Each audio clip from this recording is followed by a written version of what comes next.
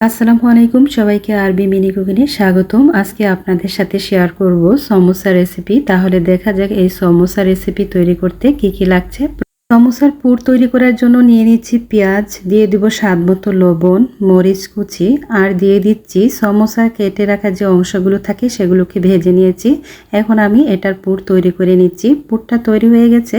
এদিক দিয়ে আমি তৈরি করে রেখেছিলাম আগে থেকে কিছু সমোসার শিট। এই সমোসার শিটের রেসিপি আমার ইউটিউব চ্যানেলে দেওয়া আছে, আপনারা দেখে নিতে পারেন।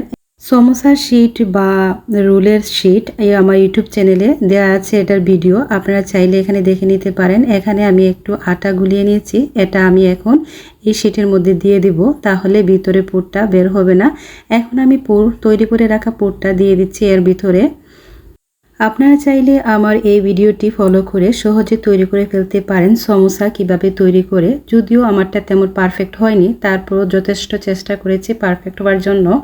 এখন আমি এটাকে ভাঁজ দিয়ে দেব।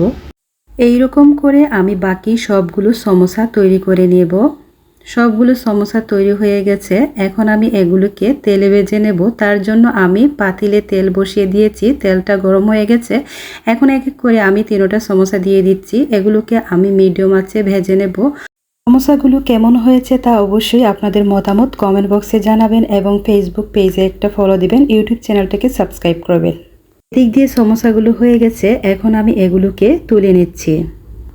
আপনারা চাইলে এইভাবে করে বাড়িতে তৈরি করে ফ্রোজেন করে রেখে দিতে পারেন। আমি এখন একটি সমোসা ভেঙে আপনাদেরকে দেখিয়ে দিচ্ছি, খুবই ক্রিস্পি হয়েছে।